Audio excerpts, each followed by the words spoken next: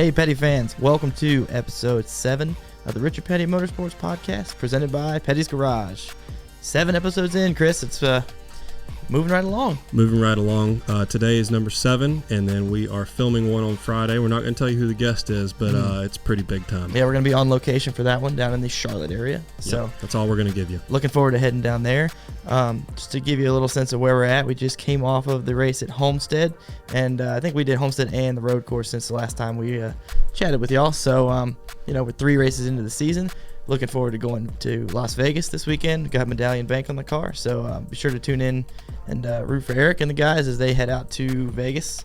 But today, we got a really fun guest on the podcast. We've got Justin Fiedler, who is our rear tire changer. Super intelligent guy. He does pretty much all the stuff that I do in my 40 to 60 hour week, and then he does even more than that. He travels to the racetrack. And he goes to the racetrack. I mean, this guy has got his hands in a little bit of everything. Super intelligent guy. Yeah. I think our listeners are going to love it. Yeah, he's been around the sport for 15 years or so, changing tires, but he gets very in the weeds on some technical stuff. So if you're into learning more about what it takes to pit a race car at the cup level, then this is the podcast for you.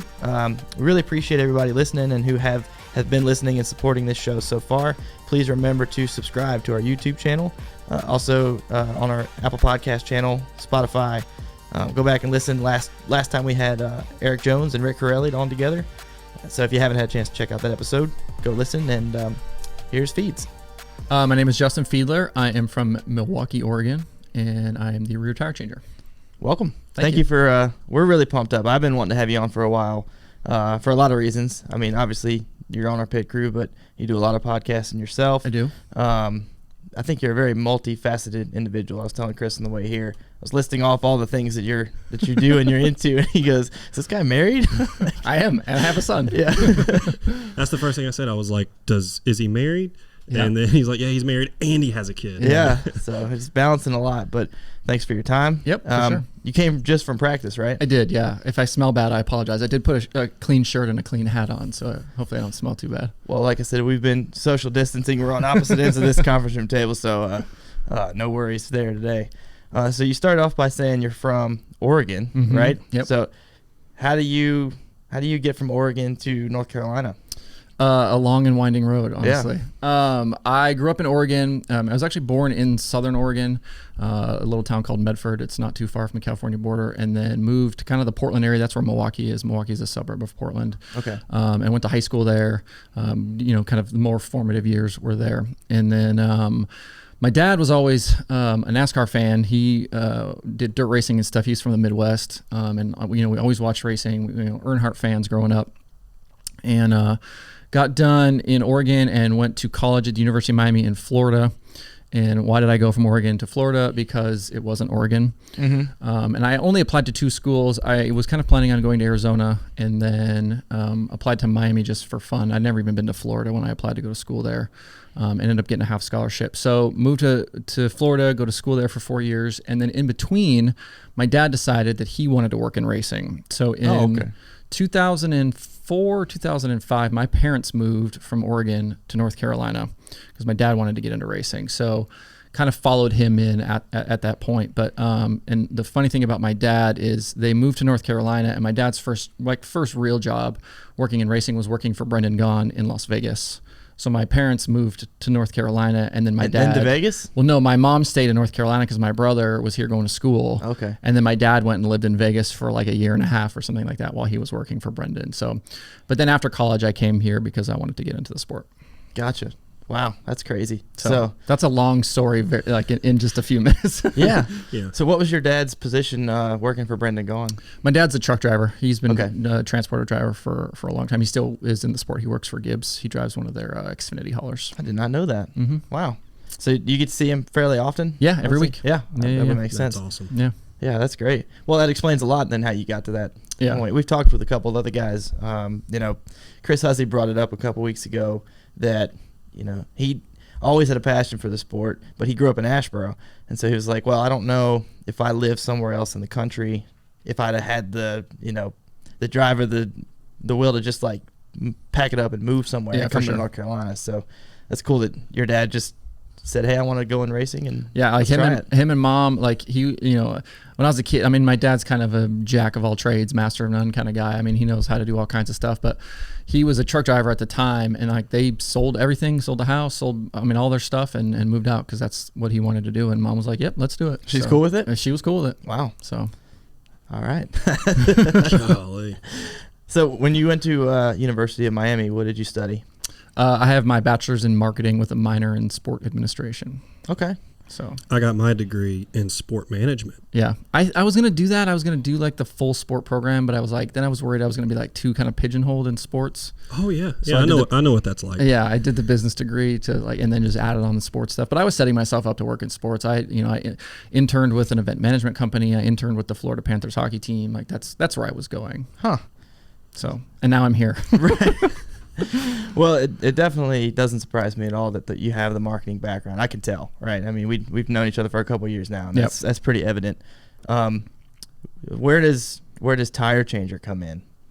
So and again, kind of a roundabout way. So when my parents moved to North Carolina, we had like I brought one of my buddies with me to help us kind of move everything, cars, and we had a trailer and the whole thing.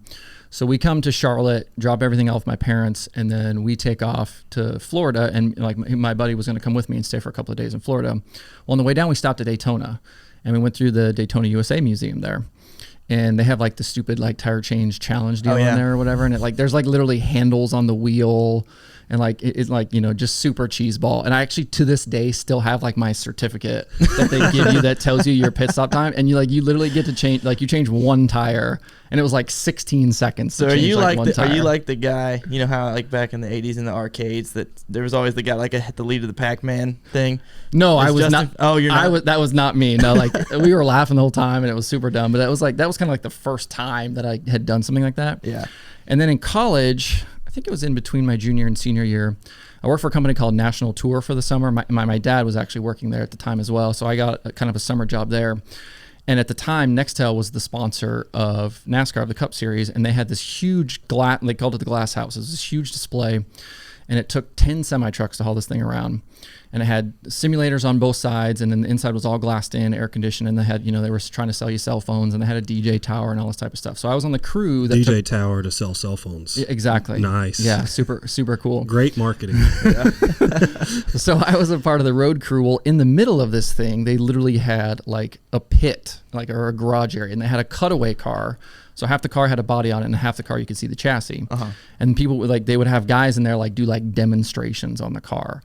And they would swap out rear ends and do all kinds of stuff, answer questions. And one of the things they would do is pit stops. And so I kind of finagled my way into there. And it was that was the first time that I had really kind of done something that was like a real pit stop. But then from there, get done with school. And my dad at the time when he was working for Brennan was the catch can guy. And obviously today we don't even have catch can guy anymore. But I was like, well, if my dad could go over the wall, I could go over the wall. And it's it was a way for me to, and I'd heard the guys were making pretty good money. And it was a way for me to just not go get a 9-to-5 kind of office job, which is what I was setting myself up for. And I'd always played sports and was competitive. And it was just yeah, I'm going to go try this thing out, see if I can do this. What sports did you play? I played baseball, from the time I was 4, all the way up through high school. And then when I got to college, literally every intramural sport I could play, I played. Wiffle ball and softball and flag football, you name it, I did it all. So you didn't play sports at? No. Okay. I had a half academic scholarship to go to the University of Miami. Gotcha. Because it's interesting because a lot of the guys in the I am not one of those guys. Yeah, you're definitely not super prime athlete. No, I'm 6'1". I weigh 175 pounds. I'm not I have no professional sports or college sports experience. I'm just a guy. It's funny because we got Ian, the fueler, who was number 1. Yeah, I'm the complete opposite of Ian. Yeah, that's why he's the fueler and you're the tire changer. Exactly. So, how long have you been pitting the 43 car? I came back here. This is actually kind of my second time at Petty. I came back here in 2018. So when Bubba came in 2018, we were the crew that came in with him. Okay. And what about did you ever have a thought where you had to go front or rear tire, or did you just kind of pick the rear? No. So when I it's so different now. Like when I came into the sport, and like I went through the pit crew school in Mooresville. It's like pit instruction and training, and then their 5 on program. Like that's how I learned. It was an 8-week program, and then you got invited back, which was like their advanced program. And then from there, they would try to help place you with teams. And I went through the initial 8-week program, got invited to 5 on. Well, then that next season, they didn't have enough. Like they had too many guys and not enough deals, so I wasn't going to get placed on a car. So I left and went and kind of found my own deal. But when you go through the pit school, they make you learn every position. Like my small self was out there trying to jack and hang tires, and it was like this just isn't what it is for me. But in terms of front or rear as a tire changer, like I've done both in my career.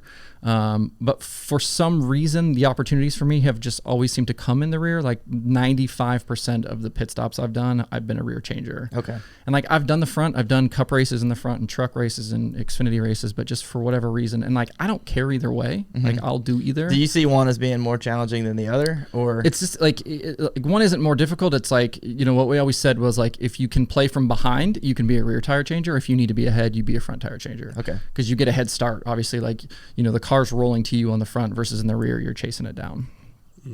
So, gotcha.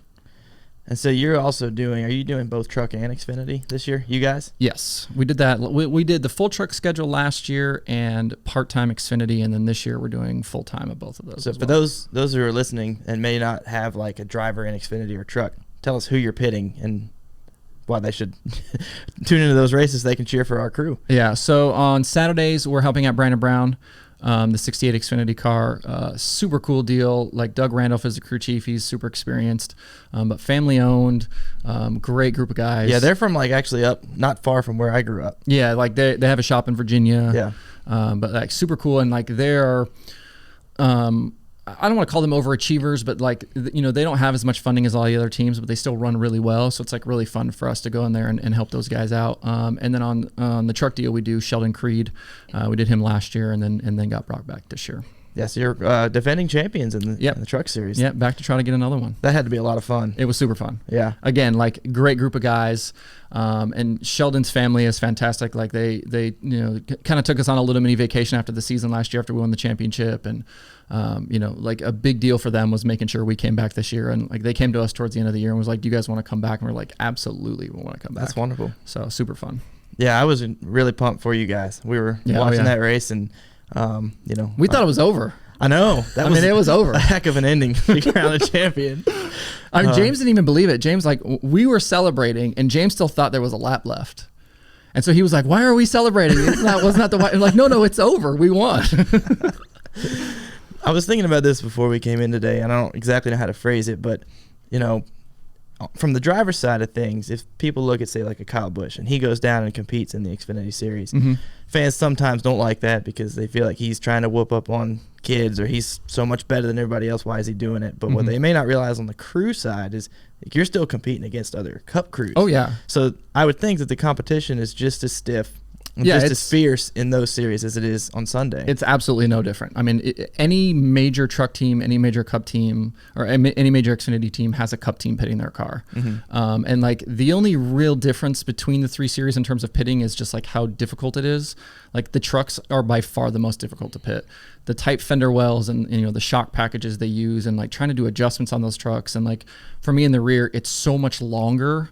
Like around the car, like getting to the right rear and then going right to left. There's a lot more overhang behind the... Yeah, and like, you got that big tall spoiler on that back deck, and then like, for James making adjustments on the rear, you've got those, like the chassis bars on the bed, and the adjuster holes are on the other side of them.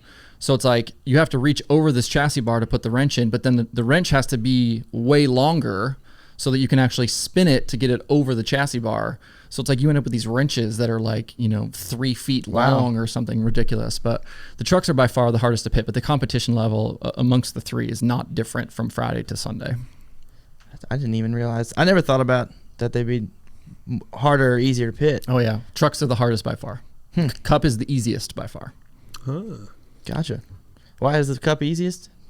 Just with like the location for the wrenches and stuff? Yeah, or? like, I mean, Cup is... like this is all just great stuff because I feel like a lot of people that are listening right now just don't realize the different nuances between the three. Yeah, I think some people tune out when there's a pit. Like some fans do tune out when there's a pit stop. That's when they whip out their phone, they start scrolling. Yeah. Whereas like if anything, I know me and Bradley pay more attention during the pit Oh, yeah. stop because like that's when stuff goes down. Yeah, for sure. It's like the Cup cars, like a lot of it has to do with the bodies. Like there's just a little bit more room in the fender openings and things like that with the Cup cars. But like the other part of it too is it's like, you know, on Sundays the competition level is so fierce that like your stuff has to be right. Like you have to have good studs, good lug nuts, good wheels. I mean everything, like, you know, and we spend a lot of time out here making sure jack posts are right and fender openings are everything. You know, it's like we talk about that stuff all the time.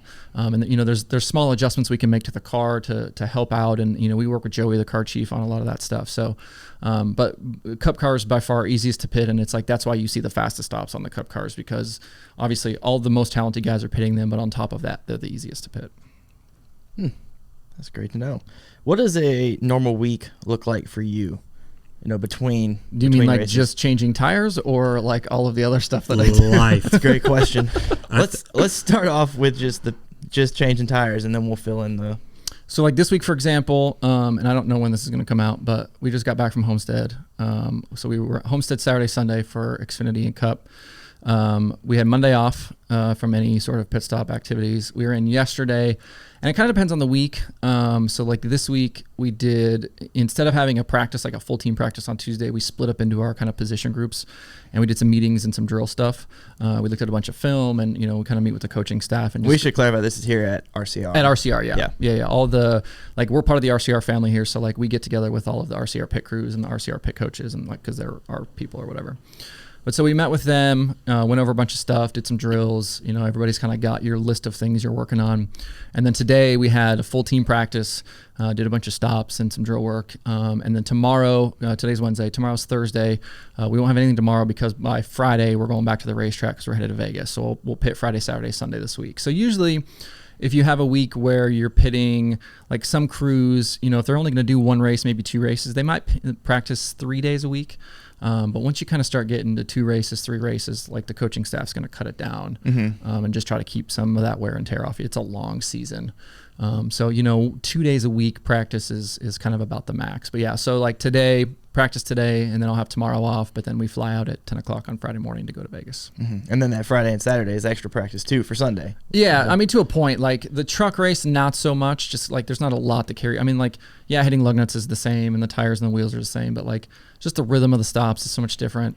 You can kind of do a little more tuning up on Saturday with the Xfinity car, just because things are a little more even there, kind of with the setups and things like that with the Cup car. So Saturday's more of a better prep day than the truck days are. Gotcha. So fill in the blanks there. You said just the tire changing side. What all do you have going on outside of that during your week? So like things have changed for me kind of in the last year, but I spent like 7 years working for the World of Outlaws. Their kind of parent company is World Racing Group, and I did all of their web development and social media, and you know, I did digital marketing, and we started a podcast there. That was kind of like my first, you know, foray into podcasting. So I worked there for a really long time. And then when we kind of got into the COVID shutdown last year, like in March, we all started working from home. And with my wife home, my son home, and me being home, it was kind of like I looked around and I was like, oh, this is like kind of what I've been missing. And like I've been a tire changer for 15 years. I've always had another job. Like I'm not a work in the shop guy. I'm not a mechanic. Like I have a completely different skill set. So I've always had a second job. So like I've effectively had 2 full-time jobs for, you know, 15 years. Right. And I work 7 days a week on the regular, but like last year, kind of getting that opportunity to be home, it was like, man, what am I doing? Like I need to like not do this anymore. And so I gave up my spot with World Racing Group, but then in the process, like this kind of couple of months before that, in kind of advance my computer knowledge, I had taken a computer science class and I had built this website. Is that what you were always doing pre-race? Like 2 years ago in the truck? I was doing a lot of that. Yeah. Like, cause let me just paint the picture here for yeah. on a normal race day, pre-COVID, you come into the 43 hauler after the car's gone through tech, and it's, you know, once the car's gone through tech and it's gone the grid, there's not much left for the guys to do, you know, aside from like the crew chief and engineers. So most of them play Mario Kart. They all just be like leaning on a lot of Mario Kart. Yeah, they all be leaning on the counters. You're trying to get something out of a drawer or get it. Nope. Yeah, you're gonna have to come back. You're gonna have to wait until the race is over.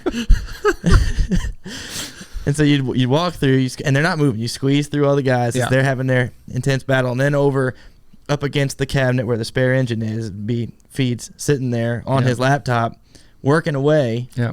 Web development stuff. Like, what were you doing at that time? So I used, there's this service called EDX or edX or whatever you want to call it. They have like a lot of online programs through Harvard and MIT and all that stuff where you can take online classes. So I was taking Harvard's Intro to Computer Science class. And so you have lectures to watch. No big deal. Yeah, well, I mean, don't give me too much credit. But like you watch lectures and stuff, and then every week you have like a big coding project. And so like I would, we get done setting the pit box up, the wheels are glued, and a lot of days, you get 2-3 hours before the race starts. It's like I got plenty of time to kill. And so because we don't start at 1. Yeah, we don't start, especially lately. But I played Mario Kart for a while, and then it was like, then I kind of gave that up and was spending a lot of time kind of working on my projects and stuff. So like I'd be holed up at the very end of the hallway, like jammed in the corner with my little laptop, and like, I'd have my earbuds in, like listening to music or something and working on my coding projects. And I would do that up until, it was time to get dressed an hour before the race. Yeah. But through that, I started this website I called Dirt Tracker. And it's basically kind of this collection of dirt racing content. It's got news and podcast episodes and videos and all of these things. And it's all automated. Like I don't have to do any work. The only, like I have a few little maintenance things I have to do on a weekly basis, but for the most part, it's completely automated. So like I built it and then it just kind of sits there. And then through that, I kind of expanded into like, I now effectively do 2 podcasts that are connected to that. I do a daily show that I do Monday through Friday during the week. It's 10 minutes, 8 minutes, 12 minutes, depending on the day, just covering the day's dirt racing news. And then usually once a week, I'll do like a longer form, kind of something like this, conversations episode, where I talk to people on dirt racing for half hour, 45 minutes. Where did that passion for dirt racing come from? And are you hitting midgets, sprint cars, dirt late models? With Dirt Tracker, I'm doing everything. Okay. Like obviously, when I worked for World Racing Group, I was only part of their kind of universe of divisions or whatever. But I didn't necessarily grow up in dirt racing. Like my dad was a dirt racer when he was young, and like the first races I ever went to were dirt races, and like we used to have Medford Speedway. And I used to go to those races, but like I was always an asphalt fan growing up, and I was aware of the dirt racing stuff. Like when I went to work for the Outlaws in 2013, I wasn't super like into that. I had a friend over there that I had known actually through my NASCAR kind of bubble of people, and she brought me in over there because they were looking for a web developer, and she knew that that's what I did. Yeah. And then from there, like just kind of learning that universe over those 7 years, I've kind of grown to just love this community and the racing, and like I don't care what it is. Like I'm a motorsports fan, like in general. Like I like NASCAR, I like IndyCar, I like Formula One, I like World Rally, I like dirt. Like I don't care. Like right. If they're racing, I'm here for it.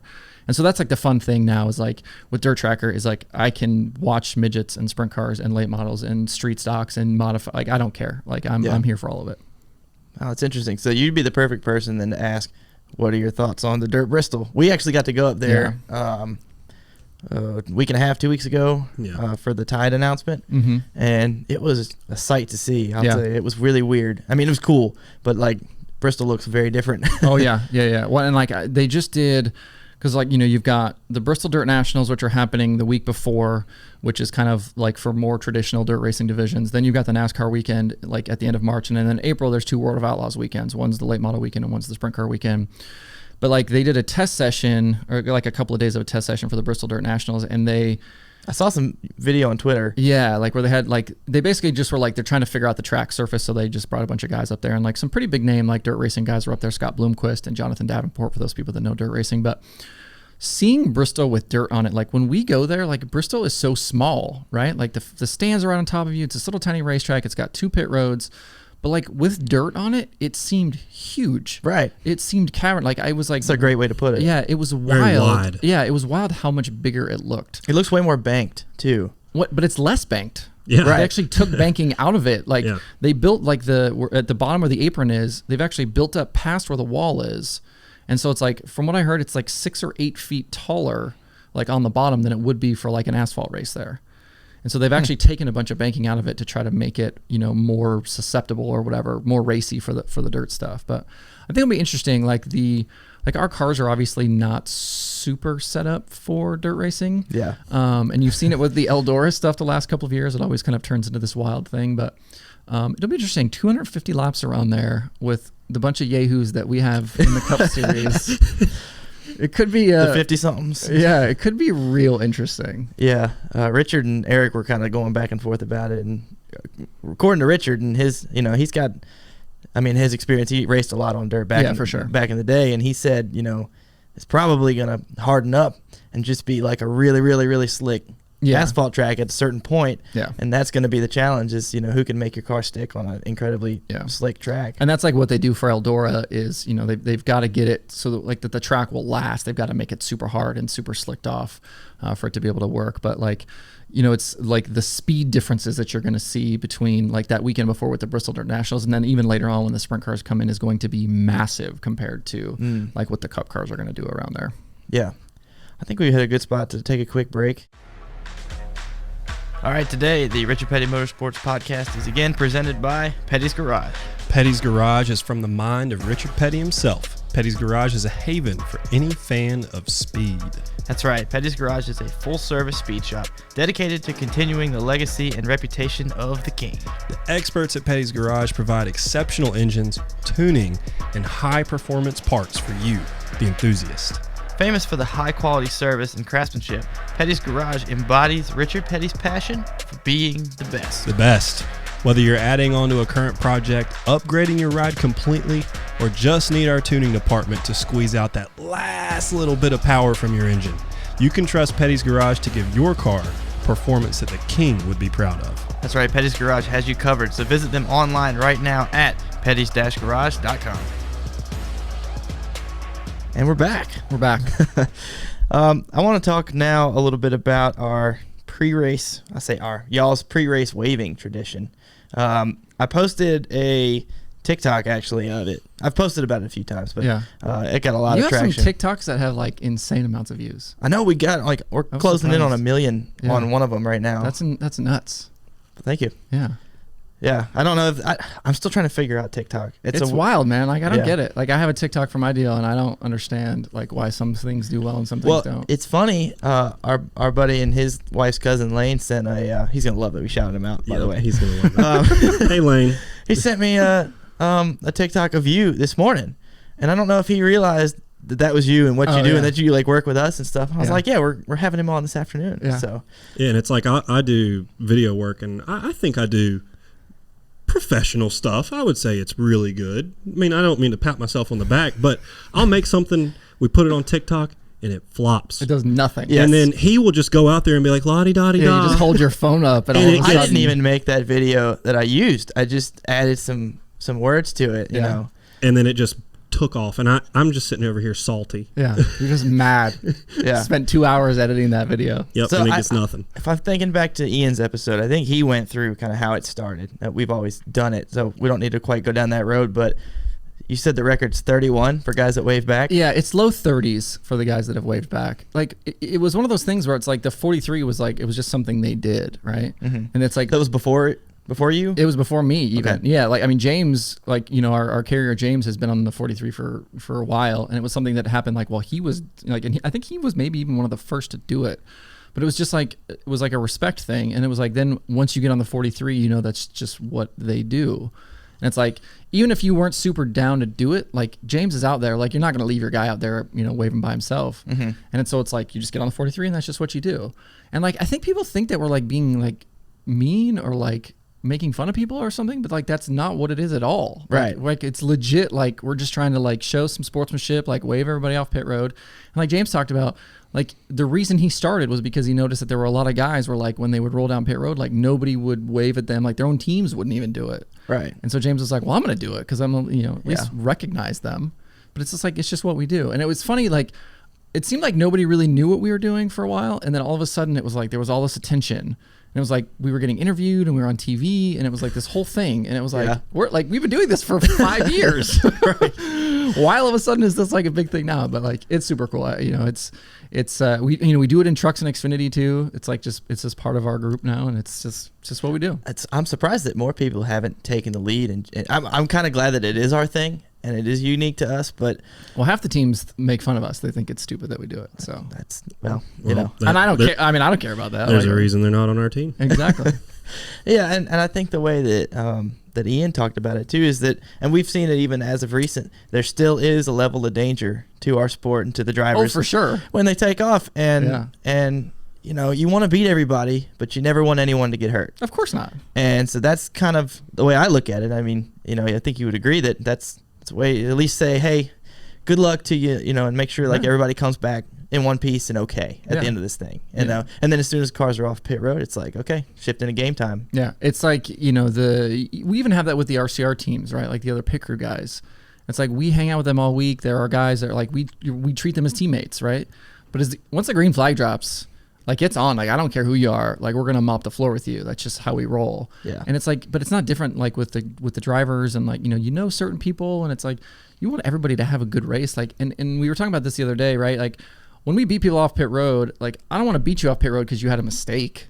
Like I want you to like you threw one down and we still beat you. Like I want you to be at the top so that when I beat you, I know it meant something. Yeah, it's like you don't want to be a basketball player that dunks on somebody because they tripped. Exactly. Yeah. Yeah, and I know I shouldn't do this, but being in my position and seeing on social media stuff, I read comments occasionally, and I feel like a lot of fans. That's a bad place to go. Yeah, I know. But I want to engage with people, and there are a lot of great people that support Of course, us, and I want to engage with them. But then there are some folks that, like on the videos of us waving or things, and we talk about sportsmanship, and they think it should be like a lot more cutthroat than it is. And I just don't know if they realize what it's like when you have to spend 36 weekends out of the year with the same group of people and form relationships, and I would go the opposite. I don't think they realize how cutthroat it is. True. Like the sport itself is incredibly cutthroat. It's not a place for the faint-hearted. Right. And like in the competition is no different. Like you won't find a more fierce group of competitors, in any sport anywhere like than you will find in NASCAR. But that doesn't mean that like we can't still like each other and be friends and have beers with each other during the week. Like I can still want to mop the floor with you during the race and then go get a beer with you afterwards. And it's like I said, it's the same is true of like the teams that we maybe I don't know the guys over there, maybe I'm not super friends with those guys versus the guys that I am friends with. Like I feel the same way. Yeah. Like I don't care who you are, we're gonna beat you. Yeah. True. And I mean, it's good that you're on you're in the social media space too, like I am. And what we're trying to do is bring a level of human relatability and behind the scenes access that you don't get with the big TV network cameras, right? Yep. And there's so much stuff that falls by the wayside that never gets seen, that's never going to get covered. And when I was involved with the World of Outlaws, that was what I always told our guys that were on the ground at the racetrack is like, you have to be the eyes and the ears for the people that aren't at the racetrack, that they're not seeing the engine change. They're not seeing the guy that crashed and is thrashing, trying to put a new wing on his car. And like what you guys are doing isn't different, right? Yeah. Like there's only so much TV time. There's only so much, YouTube stuff and analysis shows during the week. There's just not a way for them to cover everything. And so like you guys on the team level, like you have this incredible opportunity to show people all of these other things. And, you guys are doing a great job with that with the podcast and the videos. And like, we talked about the TikToks and all of that stuff, but it's like, there's no way to see that stuff otherwise. Right. And so it's like, there's an incredible like opportunity and responsibility to be able to do that, show the cool stuff and promote the team in a really fun way. And what's great about getting to talk with people like you is, we'll post a video or a behind the scenes photo or something, and that we think is just kind of a cool access point, and then you see the feedback where people really have more questions or don't understand methods. Yep. And that's why this podcast is so much fun, and because we can dive into the weeds and really provide more analysis, and insight onto what goes on. I think like not only when you do a pit stop, but then you finish it up. There's a lot. I wish y'all could be mic'd up. Post a pit stop. Sometimes you wouldn't want me to be mic'd up. Well, but we'll finish up and it'll look like everything went fine, and y'all are mad. Yeah. And we didn't get a penalty. We didn't really lose spots or too many spots or anything, but the chemistry wasn't right, or the flow. Yeah, you have a certain amount of expectations on a pit stop, and especially with where we are now. Like probably about midway through last year as a pit crew, we really started kind of coming together, and we really started like having fast stops and picking up spots on pit road, and then this year we lose our front changer and we bring in a new front changer, but the front changer we brought in has been doing it longer than any of us. Like at this point, we're probably one of the most experienced pit crews on pit road, and like we start out these first couple of weeks, and we're not far off from where we ended last season. Oh wow! And so it's like, now our expectations are like, oh, like, so this is where we are. So, okay, so now we're like, now those expectations maybe bump up even a little bit more. Moving the goalposts. Yeah. Exactly. And so it's like, we expect, like, we don't care who you are. Like, we expect to beat you off pit road. Mm-hmm. And like, it doesn't matter the situation, it doesn't matter the adjustments. Like, we want it to go a certain way. And like, and when it doesn't, and like, even if it's very small things, like things that to the untrained eye you just won't see, like it's going to be frustrating for us. And like, you know, the guys we have are experienced, the guys we have are very passionate about what they do, and myself included. And it's like, you know, I expect that I'm only going to hit 20 lug nuts, and I expect to have 2 clean pulls, and I expect to have good travels around the car. And it's like, if anything deviates from that, like I am upset about that. Yeah. But like, that's how I've gotten to where I've gotten. Like, I have very high expectations for myself, and we have that as a crew as well. So what are some of those very small things that even the TV stations wouldn't cover? What are some of those small things that get messed up that frustrate you? I mean, even it's small things like, you know, if you hit a couple extra lug nuts, or, you know, maybe a guy misses a hang just a little bit, or, you know, you fumbled on an adjustment, or, you know, it's like, it's very small things. And like, we're talking like the world we live in is, we're talking tenths of a second, right? Yeah. Like one lug nut hit is 0.2 of a second. And so, you know, every time you miss a lug nut, that's 0.2. And so it's like you miss 2 or 3 lug nuts over the course of a pit stop. You just added half a second or more to that time. And so it's like, that's the world we live in, and that's what people don't understand. And it's like, it's those little tiny differences. And it's like the difference even from like when I pull a tire from when James puts the tire on, like that exchange time, like, you know, there are tenths in there, and your runarounds and your approaches to the car. Like there's all these little places in there. And when it's right, because we've all been doing it so long, you don't need somebody to tell you, like, to show you a stopwatch. Like, you know, it was a fast stop because things went the way they were supposed to. So like, when you have one that's like, even if it's a good time, like you go back and look at it on the film and like, oh, that was still a good time, but you screwed something up, you're still not happy about it because you know what it could have been. Yeah.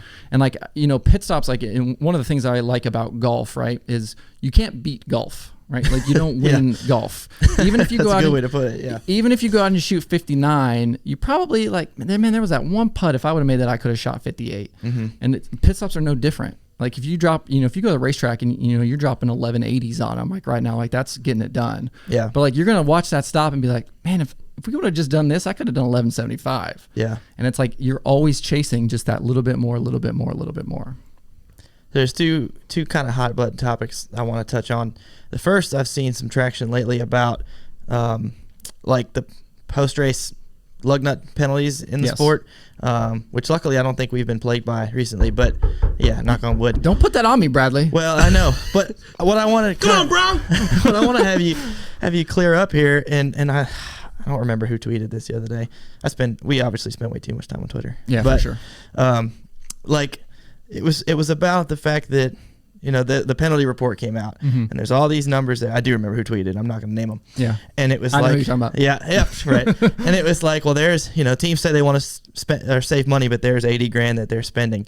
I don't think that they're doing that on purpose, right? Like they're not. Right. But it's and again, like, or clear this up for me, right? Because is this a thing where it just happens sometimes and it sucks when it does, or if it's you're really moving and you don't necessarily, you know, it may happen and you just have to live with it. Yeah, and like it's situational and it depends on the team. Like some places, like and you never have a green light to leave a lug nut off, right? Like that's, no matter where you are, like no one is okay with that. Yeah.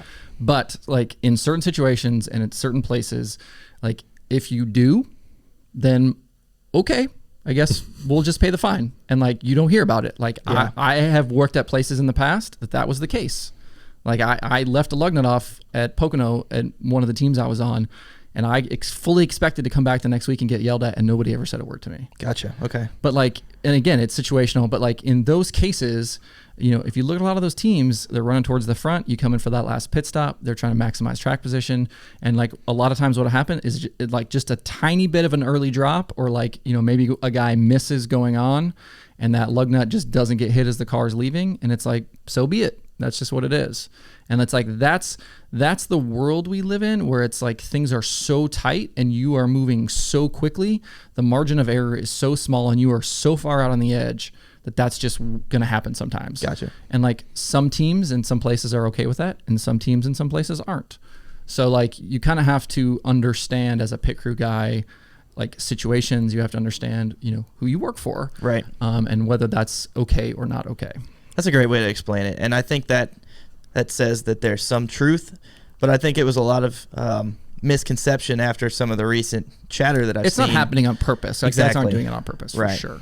And then the second topic, obviously, is next year, the big change Yes. from the 5 to the single lug. Yes. What are your thoughts? Have you had a chance to look at one yet? I have. You have? I have. I don't like it.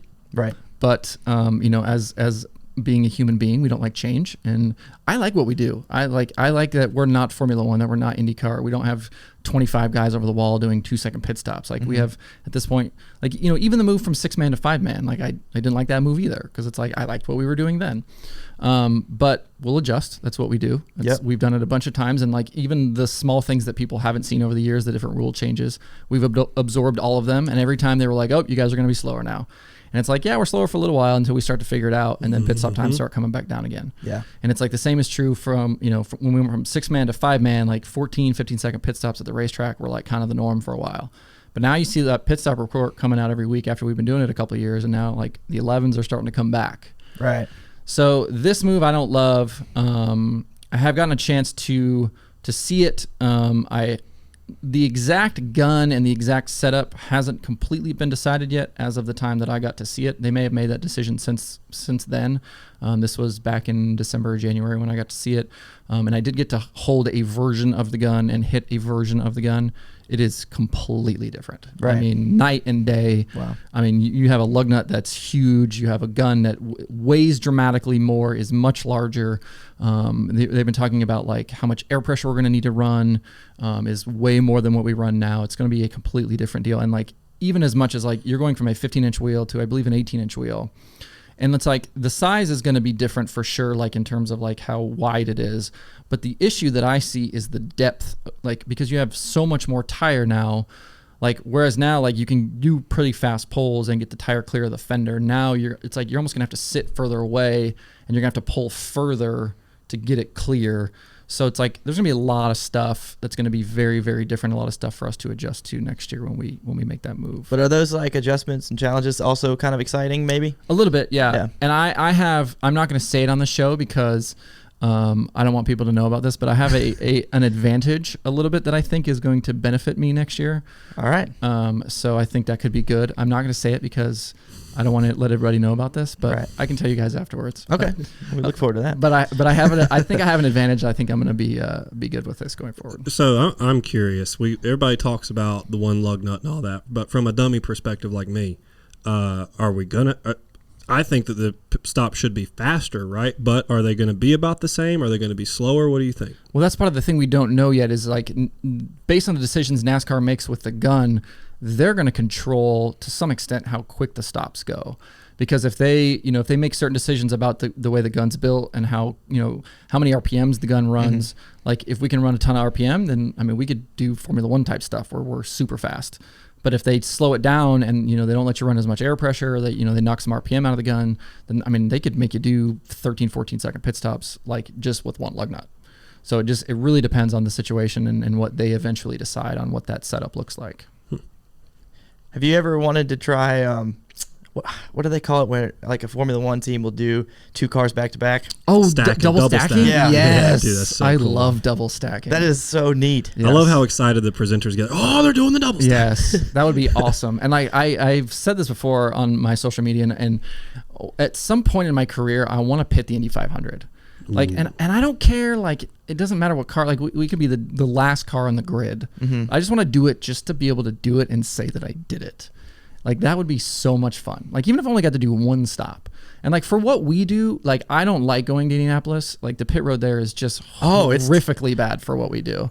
I mean, we saw that last year with year. that big pileup. Yeah, right at the end of pit road. And, like, we had that 2 years ago happen right in front of our pit stall. That's right. Yeah. Yeah. And we so it's thought like- our day was over with, and we thought finished third. And then we finished third. Yeah. So, like, for what we do, I don't love that place. But, like, for what they do, it's like this incredible stage, and like Yeah. I just want to do it to say I did it. I really want to go to the Indy 500 at some point, and that was not something I ever thought about. Growing up, I was mainly just a NASCAR fan, but I think as I've been in racing and been exposed to more disciplines like dirt and like Indy and F1, and broadened my horizons with being a racing fan, like all these, all these big events become things I want to experience in some way, shape, or form. Yeah, for sure. Monaco. Definitely Monaco. Oh, Yeah. man. Oh, yeah. If I could afford it. I want to like go on a vacation. Like I just want to go to Europe and do like a European motorsports vacation and like do like a German touring car, like DTM, do Le Mans. Go to the Isle of Man. Yeah, Isle of Man. Oh my God. Whew. That would be crazy. Yes. I'd like to see Bathurst. Ooh. Oh yeah, definitely Bathurst. Yeah. That's, A lot of good if ones. somebody hasn't like created that as like a a travel package, They need to. yeah. That would be killer. So you're looking forward to Coda then? Yes. I've never been to Austin though, so like I'm just kind of excited just to see Austin They in say general. Austin's great. Yes. From what I've heard. I haven't been, but I've heard it's awesome. Yeah, so I'm stoked to see Austin in general, but then also to be able to go to that racetrack will be super fun. Yeah, I really enjoyed seeing the little snippets from testing this week. They were Yeah. pretty, get your blood pumping. Yeah, for sure. Let's see what else we got here. Yeah, a lot of people don't like the road courses, but I don't have a problem with the road courses. I kind of like them. I like where we're at now. I don't really want to grow too much from what we've got, but I think Yeah. I like it because I think Eric is a talented road course racer. It's like rain. It's the great equalizer. Can Yeah. you drive the car? Absolutely. And what have you seen so far? We're 3 races, I guess the Clash 2, 3.5 races in with Eric.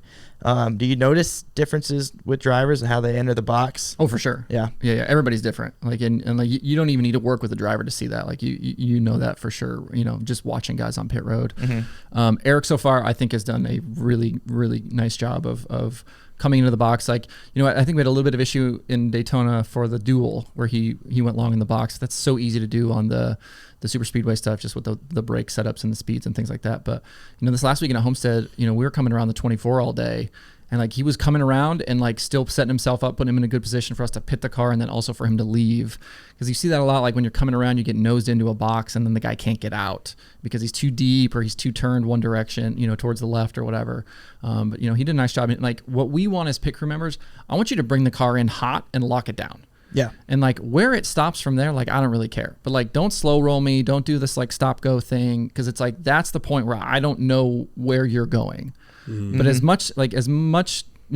many races I've pitted in my career and as many pit stops as I've done in my career, when you bring it hot and lock it in, I know where, like I can judge where you're going so much better. And so it's like that's what we want. And like he's done a really nice job of that so far. And it's like when guys are really, like you look at the guys who are really good on pit road, getting it off pit road, like that's what they do. They bring it in hot, they bring it in straight, and your guys can go to work from there. And you practice that too, right? Because I know he'll come here occasionally and do pit practice, and that's something you guys are working on together. Yep. And so, we'll give him feedback in real time, right? Like if we get done with a stop and he the driver's done something you don't like, you go right to Jerry and be like, hey man, like this didn't work. Like he had the steering wheel turned, or he didn't have his foot on the brake, or whatever that looks like. And then like for the next stop, they'd be like, hey man, like you need to do this on the next stop. So it's like, we'll go right to him, because for us, like we want things to be as good as possible because we're trying to do fast stops. But then on the other side of it, like that's going to help them also.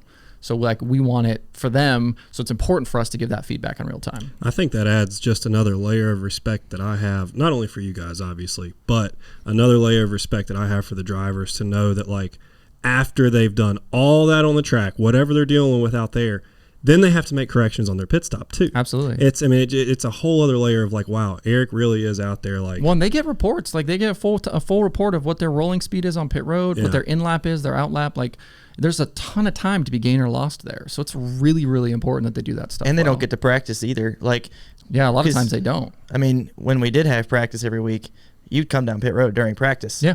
And you could look at it that way. Now you get one quick opportunity during the pace laps. But this during the pace laps too, so that helps you for a pit stop under caution. Yeah, but not under green. Yeah.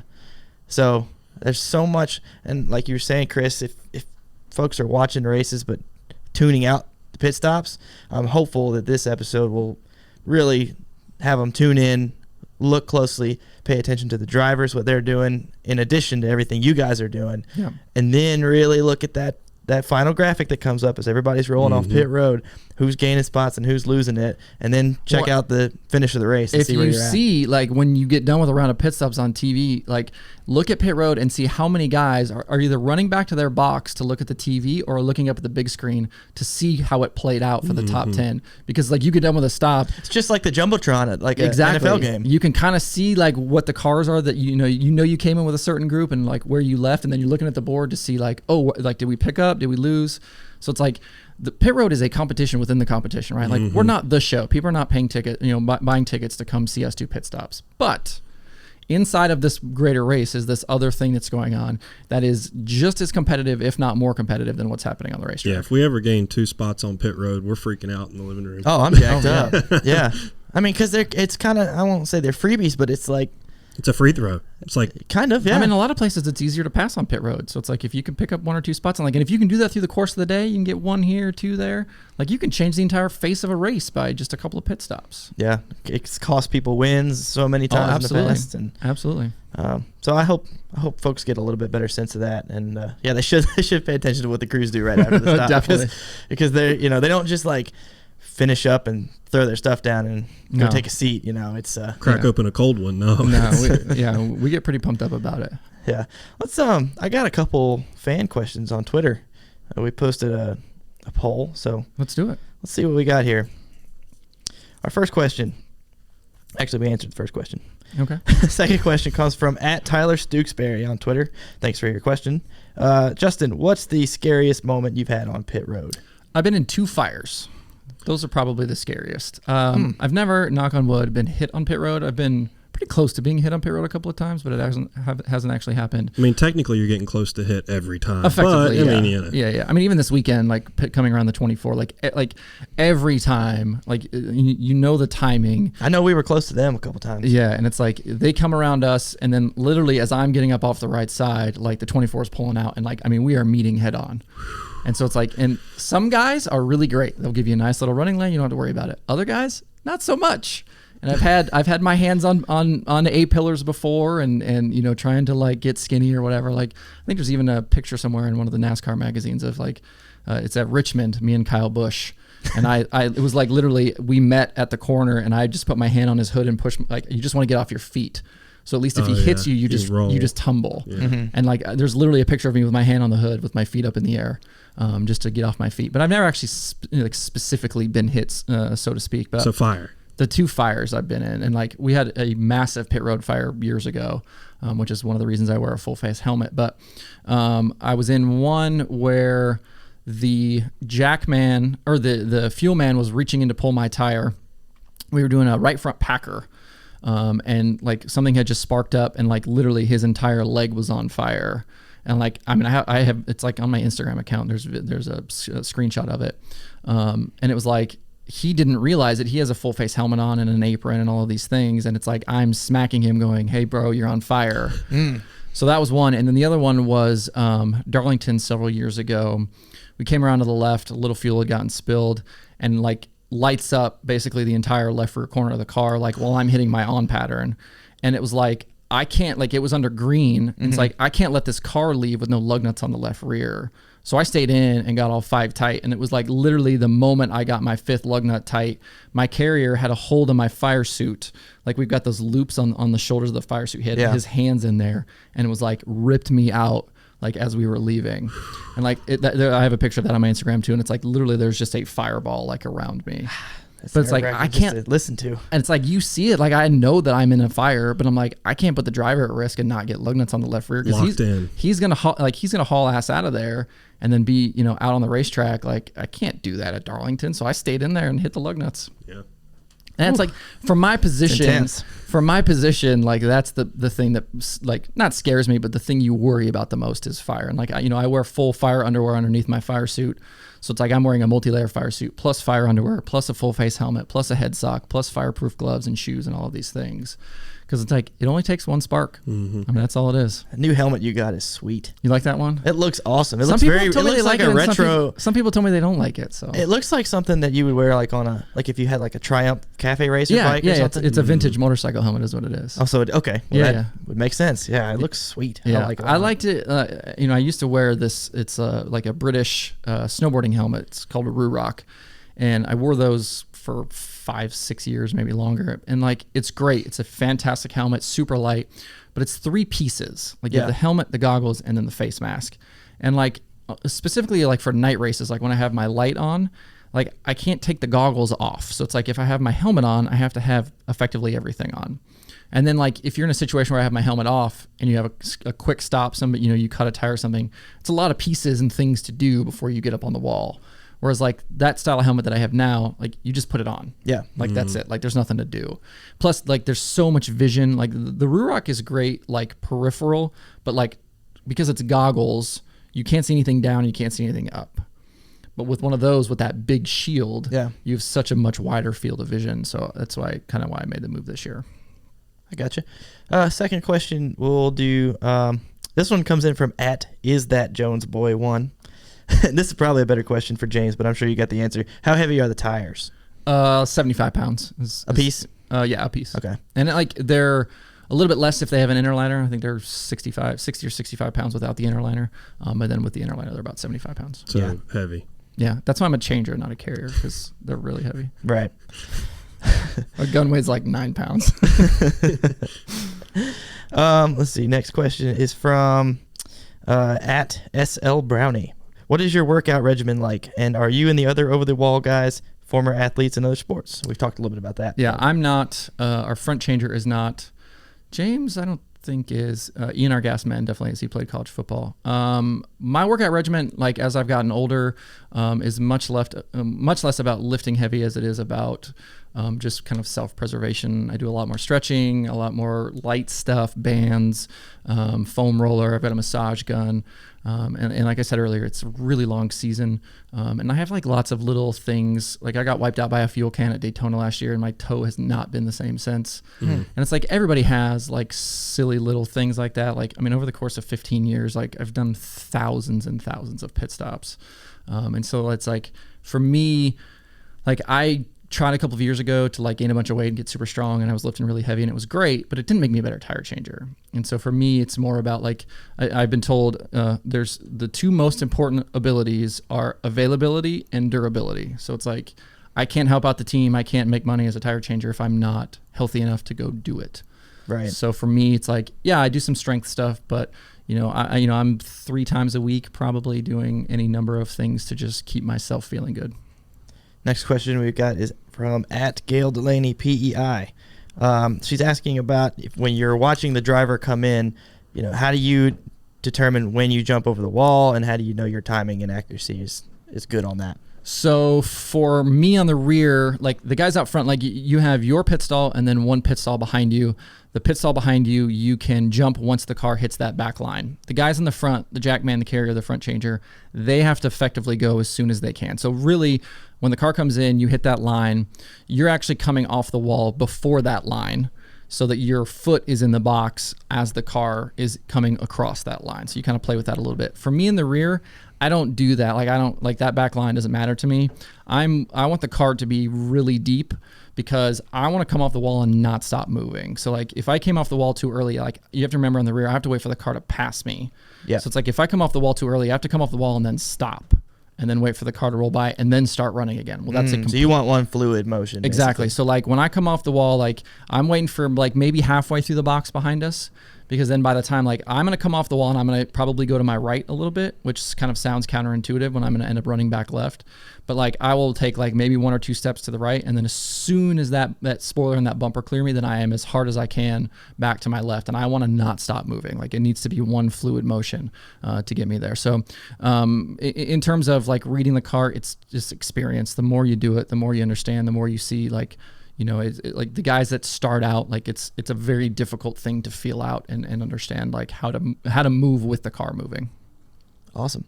I think that's good. I appreciate everybody on Twitter for submitting their questions Good with questions. hashtag AskRPM. I appreciate that was it. great.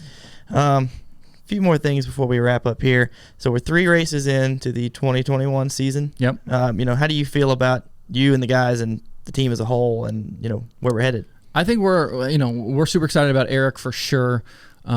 He's such a talent, and he's got race wins at all these different levels. Like he's only going to elevate our program. I think. In terms of the guys, like I love our team. Like I have worked for a ton of teams in my career. I've worked on a bunch of different cars. And like the group that we have, not just pit crew, but like shop guys, pit crew, road crew, like I love our guys. Like we have a great relationship all the way around.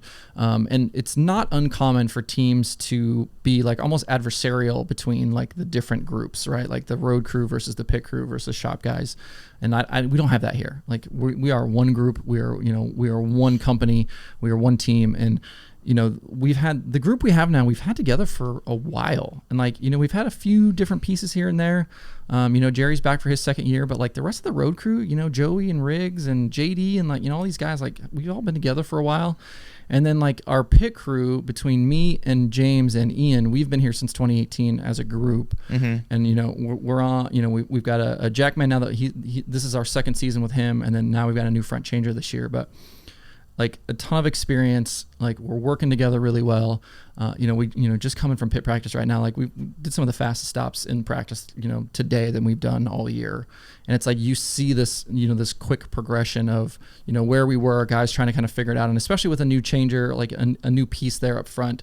Like not only does the Jackman have to adjust like with the way we do pit stops now, but the carrier has to adjust as well. So you have multiple people trying to figure each other out. But like it's coming together really quickly.